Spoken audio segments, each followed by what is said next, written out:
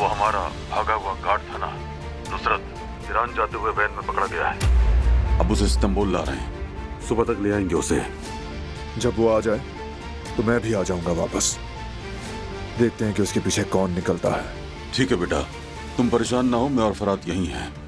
तुम्हारे आने के बाद ही फैसला करेंगे हम। ठीक है बाबा, अपना ख्याल रखिएगा। अल्लाह हाफिज।